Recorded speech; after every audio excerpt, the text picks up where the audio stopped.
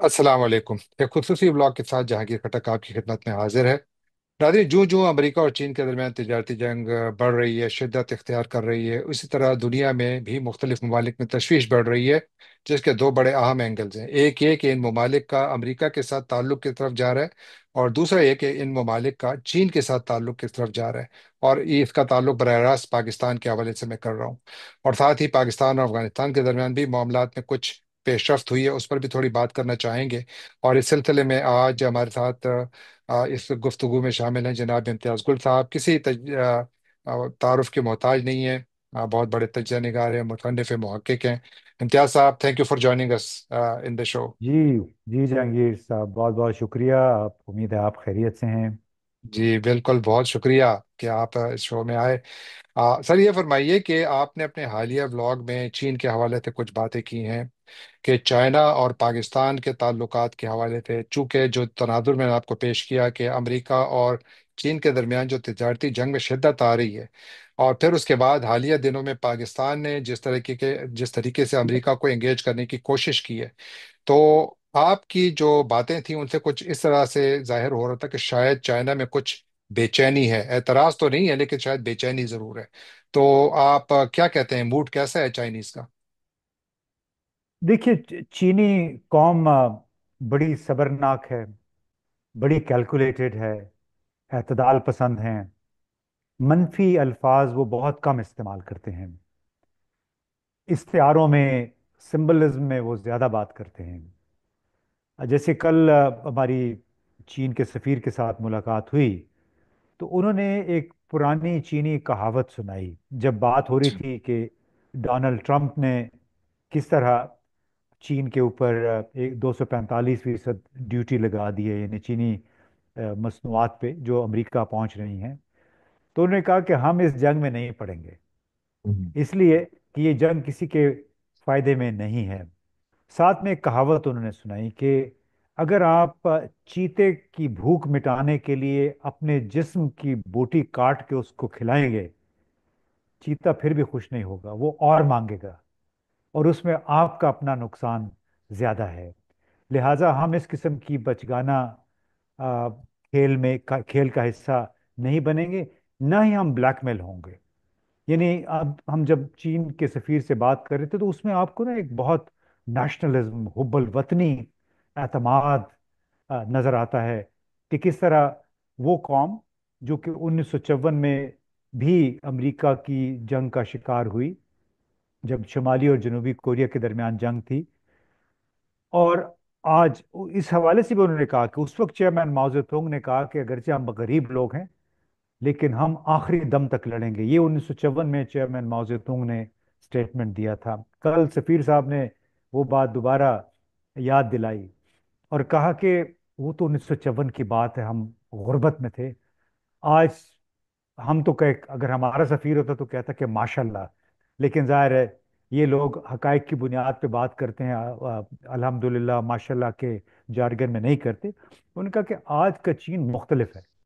हम एक ऐसे मकाम पे हैं जहाँ पे ना हम दबाव में आएंगे, ना ब्लैकमेल में आएंगे, ना किसी बचगाना फजूल किस्म की जंग का हिस्सा बनेंगे। हमारा मतम नज़र है कि हम जो मल्टीपोलैरिटी है दुनिया की, यानी तमाम दुनिया को साथ लेके चलने की, और वो पॉलिसी हम जारी रखेंगे। तो उसमें मुझे 2013 की एक कॉन्फ्रेंस भी याद आई बीजिंग में, जहाँ पे दो चाइनीज स्कॉलर्स ने ये कहा कि, और मैं 2013 की बात कर रहा हूँ जब शी जिनपिंग ने अभी नया नया इक़्तिदार संभाला था, उन्होंने कहा कि तो, हम एक ऐसी तरक्की की एक ऐसे लेवल पे पहुंच गए हैं कि जिसके बाद अभी हमारा फर्ज है, हम समझते हैं कि इस तरक्की के सम्राट हमारे हमसाया मुल्कों तक भी पहुंचने चाहिए। इसलिए कि हमारे हमसाया मुल्क अगर तरक्की नहीं करेंगे, पुरअमन नहीं होंगे, हम मजीद तरक्की नहीं कर सकेंगे।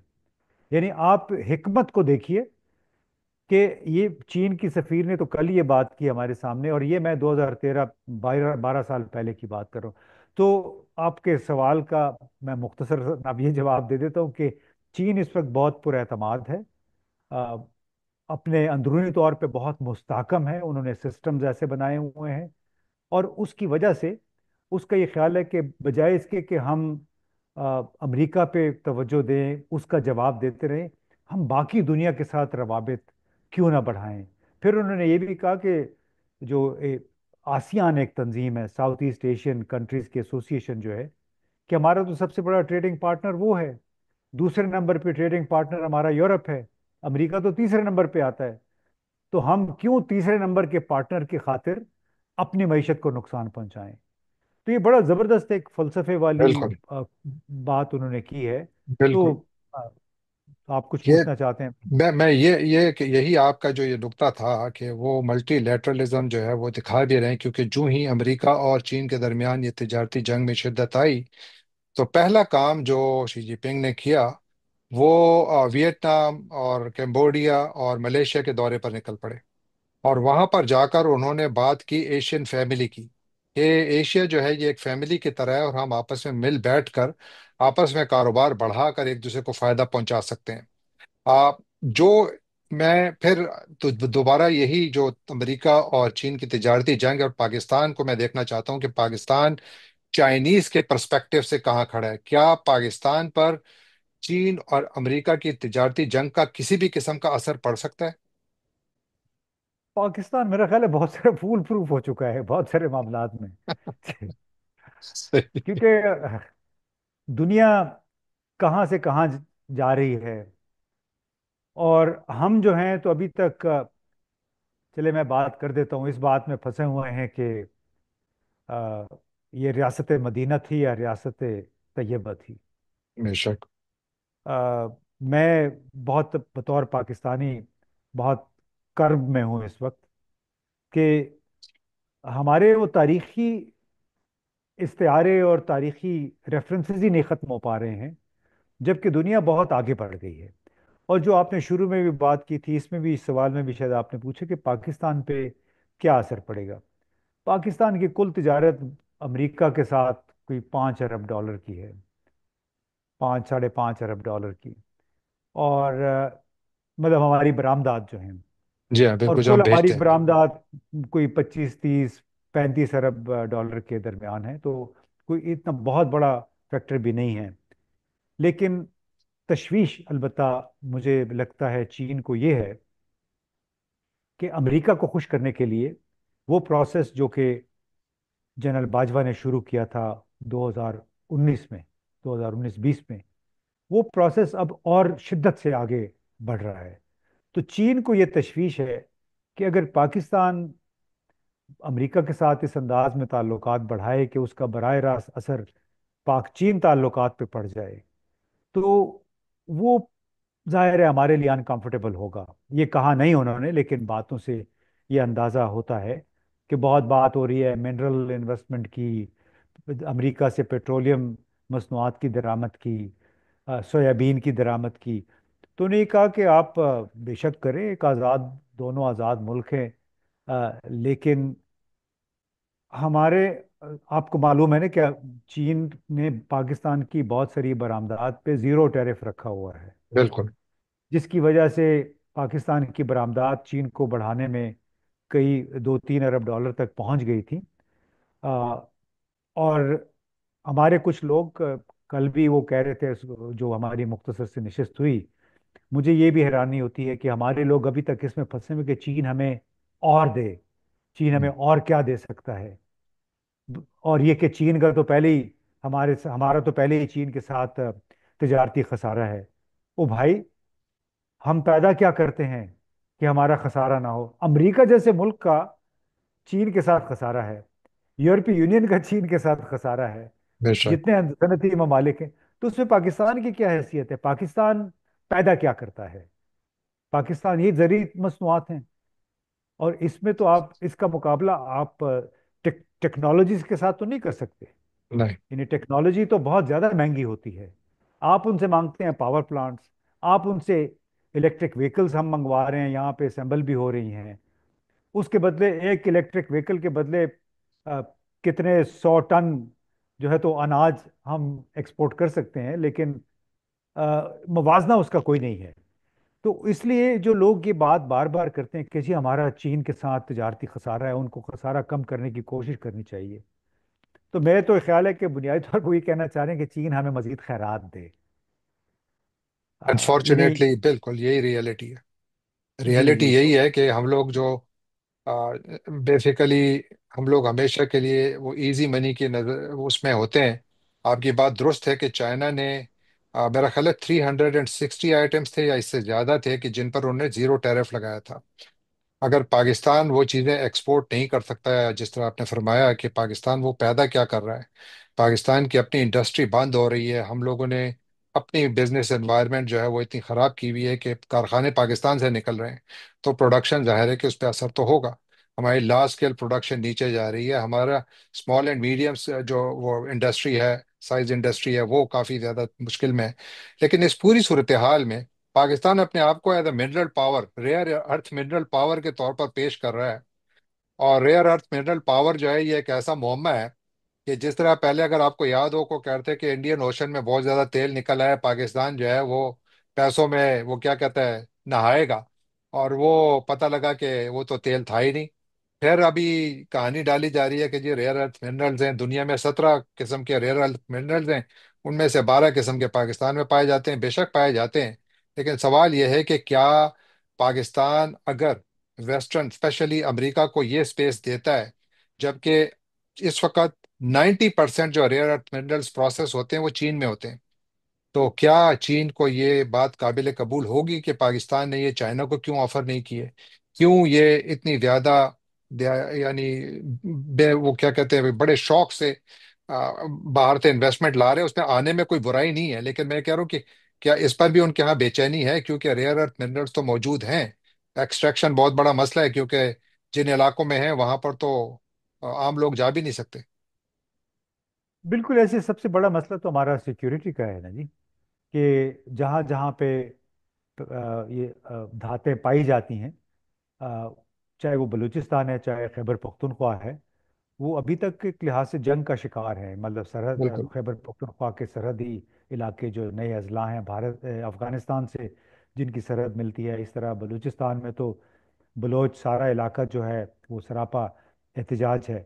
तो सबसे पहली बात तो ये है कि अ, इन इलाकों में अमन नहीं है, सिक्योरिटी नहीं है, और पाकिस्तान अभी तक अमरीकियों के लिए एक लिहाज से ममनुआ डेस्टिनेशन है।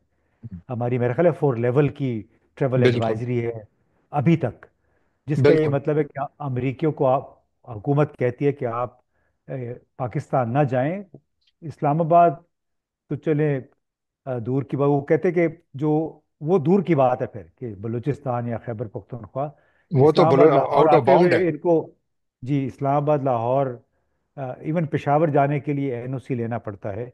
तो ये जो सोच है, देखिए पाकिस्तान अगर तरक्की करता है, पाकिस्तान में मादनियात हैं मौजूद, उनकी अगर प्रोसेसिंग होती है, कितना अच्छा होता कि 2006 में रेकोदेक का कॉन्ट्रैक्ट कैंसिल हुआ, और उस आज यानी 19 साल हो गए, अब दोबारा वो मामला शुरू हुआ कि इस दौरान अगर हम खुद कोई कैपेसिटी हमारे बना लेते कि किसी हद तक प्रोसेसिंग, ऐसी मशीनरी इकट्ठी कर लेते, चीन से ले लेते कि हम वहाँ पे खुद थोड़ी हल्की फुल्की प्रोसेसिंग कर लें, ताकि हम जो भी एक्सपोर्ट फिर करें वो बेहतर पैसों में हो।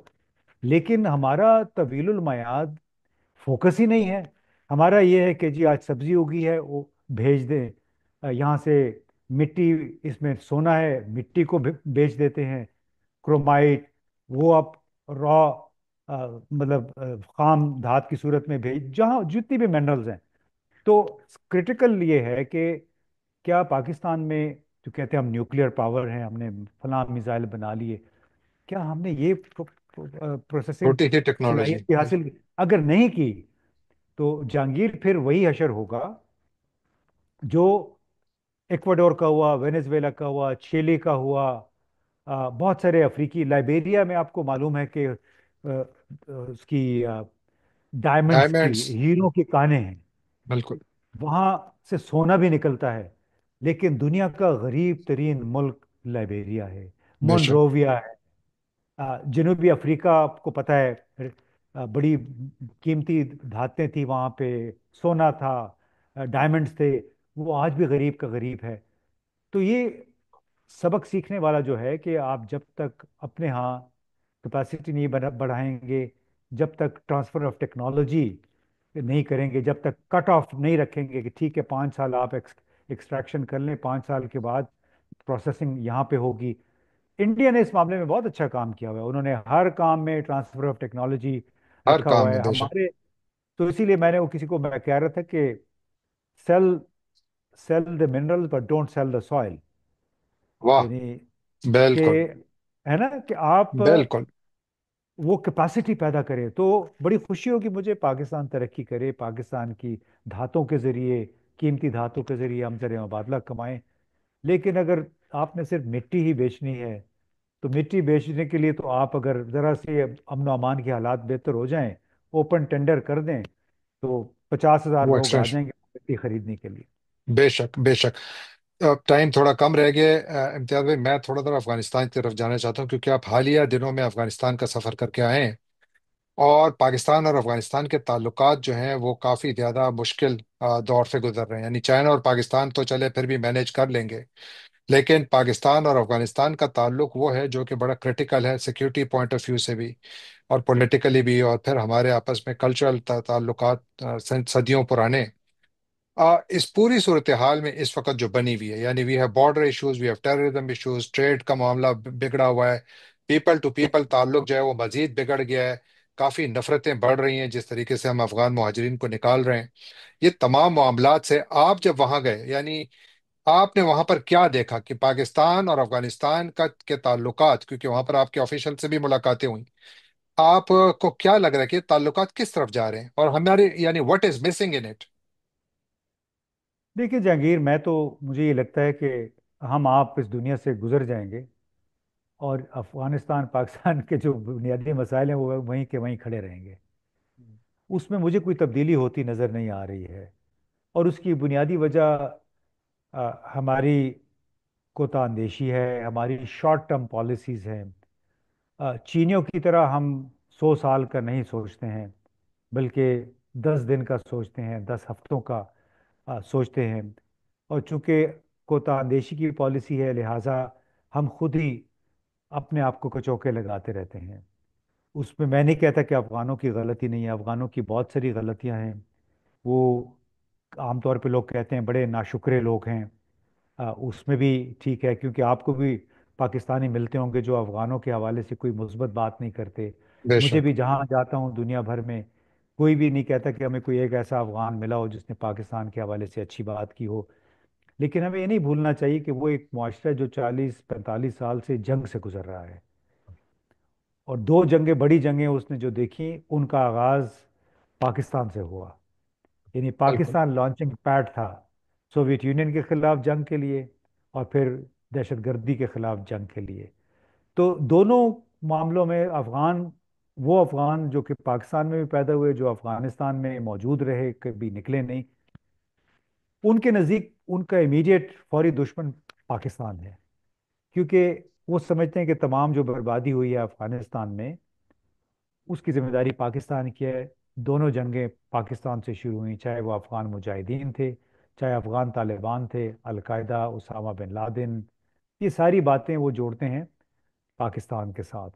जिसकी वजह से एक एक उनके अंदर एक गुस्सा भी है, फ्रस्ट्रेशन भी है। मैं जब हालिया दिनों में काबुल गया, तो उन्हीं दिनों में मामला शुरू हुआ था कि जी यहाँ से हमने जो अफगान सिटीजनशिप कार्ड होल्डर हैं, उन्हें हमने निकालना है। तो उनकी वापसी जी। का भी सिलसिला शुरू हुआ था, उस वक्त अभी बॉर्डर भी बंद था। तो जब मैं वहाँ गया तो बड़ी शदीद तलखी थी अफगानों, आम अफगानों के लबो लहजे में।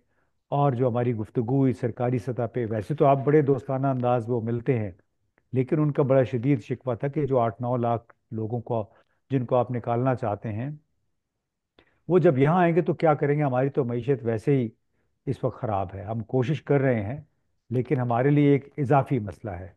और उसमें जहांगीर आपको पता है हमारी पुलिस कितनी फर्शनास है, कितनी बेशक। ईमानदार है, जी हाँ, बड़ी ईमानदार है। अनफॉर्चुनेट।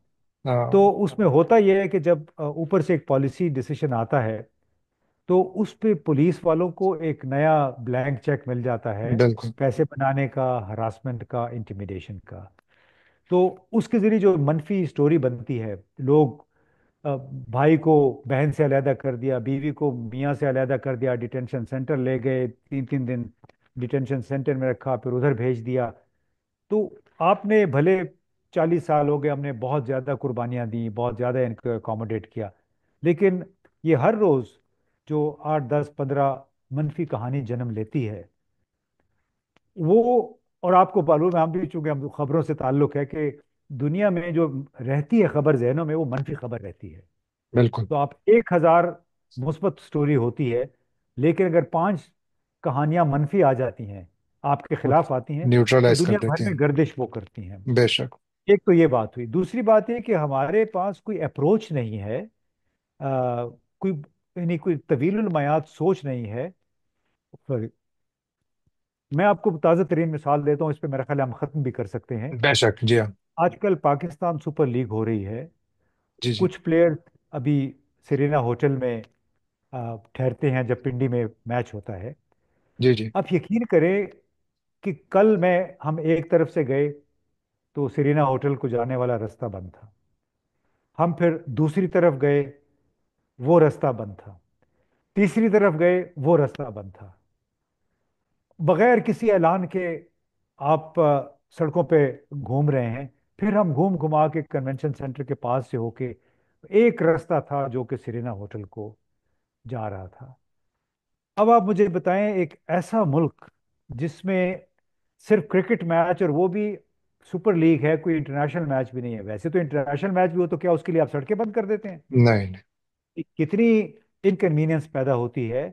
तो मैं तो कल परेशान हो गया वापस जाते जाते, फिर मैंने कहा चलो एक कॉन्फ्रेंस के लिए आया हूं, चला जाता हूँ। कि जिस मुल्क के हुकाम को, पुलिस को आज तक ये समझ नहीं आई कि भाई सड़कें बंद करना, होटलों तक रसाई को बंद करना, जहाँ पे 3 3 दफा चेकिंग होती है उस होटल में, उसके फिर बावजूद भी। बाहर सड़कें आपने बंद कर दी हैं। तो मैं समझाना चाह रहा था कि जो हमारा माइंडसेट है गवर्नेंस का, वो अभी तक दकियानूसी है, 19वीं सदी का है। और उसकी ताज़ा तरीन मिसाल ये मैंने कहा कि किस तरह होटल को जाने वाले रास्ते बंद हैं। सिर्फ पिंडी में मैच हो रहा है, और मैच भी कल आज होना है, कल नहीं होना था। तो मुझे नहीं समझ आई कि होटल के रास्ते क्यों बंद कर देते हैं। तो इसी तरह वेरी समझ स्ट्रेंज। नहीं आती कि अफगानों के साथ जो पॉलिसी है क्यों इस तरह की है। बेशक बेशक, इसमें कोई शक नहीं है कि अफगानिस्तान के हवाले से पाकिस्तान की पॉलिसी एक मुअम्मा रही है हमेशा। अक्सर लोगों का यह ख्याल है कि शायद पाकिस्तान की कोई पॉलिसी है ही नहीं, क्योंकि हमेशा के लिए वो पॉलिसी चेंज होती रहती है, जलेबी की तरह है, उसकी कोई डायरेक्शन नहीं है। लेट्स होप कि पाकिस्तान कोई बेहतर पॉलिसी लाए, और लेट्स होप कि पाकिस्तान और अफगानिस्तान के दरमियान जो ये ताल्लुकात में कशीदगी है ये ख़त्म हो और मामला ठीक हो जाए। और उम्मीद है कि आने वाले दिनों में पाकिस्तान के मामला ठीक हो जाएंगे। इम्तियाज़ भाई, आपका बहुत बहुत शुक्रिया। बहुत टाइम बहुत इज़ ऑल्सो शुक्रिया। Up. Thank you so much for joining us. और नाजरीन, अगले शो तक जहांगीर खट्टक को इजाज़त दीजिए। अल्लाह हाफिज़।